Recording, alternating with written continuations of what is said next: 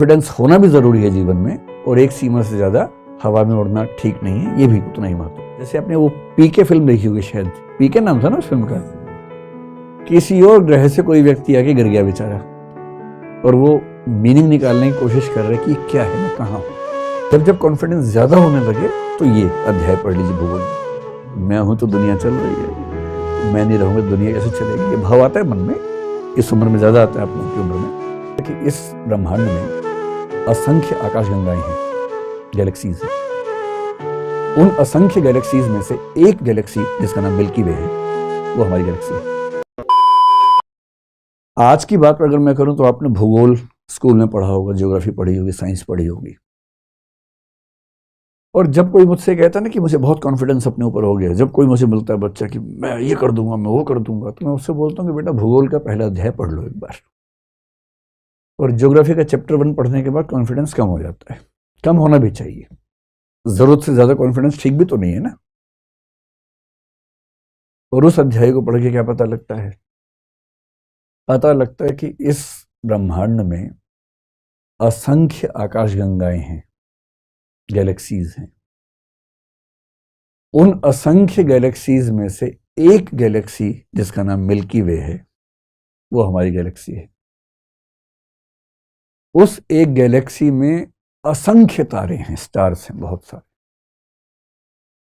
उन तारों में से एक छोटा तारा जिसका नाम सूर्य है, सन है, वो हमारा पड़ोसी है। पड़ोसी मतलब 15 करोड़ वर्ष, मतलब ये किलोमीटर की दूरी पर लगभग। उस सूर्य के साथ जो ज्ञात ग्रह हैं वो 9 के आसपास हैं, उस पर डिबेट चलती रहती है। उन 9 ग्रहों में से एक ग्रह पृथ्वी है। उस पृथ्वी पर 1 ट्रिलियन के आसपास स्पीशीज हैं, 1 लाख करोड़ स्पीशीज हैं। उन स्पीशीज में से एक स्पीशीज होमो सेपियंस सेपियंस है। इस दुनिया में आज के समय में 800 करोड़ होमो सेपियंस सेपियंस जिंदा हैं, उनमें से एक मैं हूं। ये मेरी औकात है। हम सबकी हैसियत दरअसल इतनी ही है।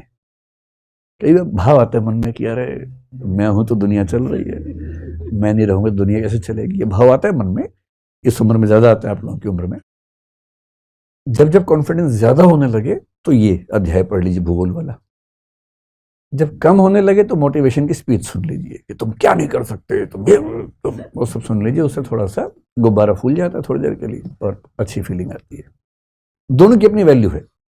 कॉन्फिडेंस होना भी जरूरी है जीवन में, और एक सीमा से ज्यादा हवा में उड़ना ठीक नहीं है, ये भी उतना ही महत्वपूर्ण है।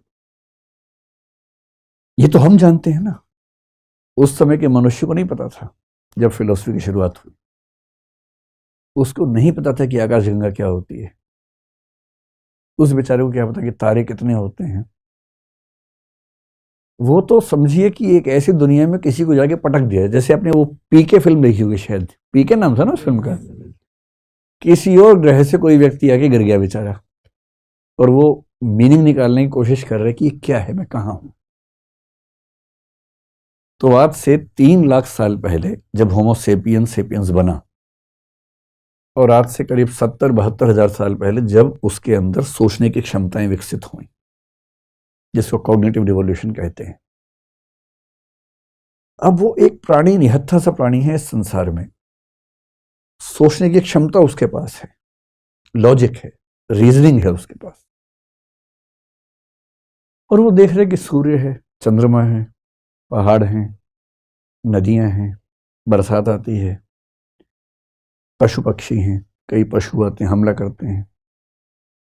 धीरे धीरे बनता हुआ समाज है। धीरे धीरे भाषा बनाने के प्रयास चल रहे हैं। पहली बार राज्य बनाने का प्रयास चल रहा है जिसमें एक व्यक्ति शासन करेगा।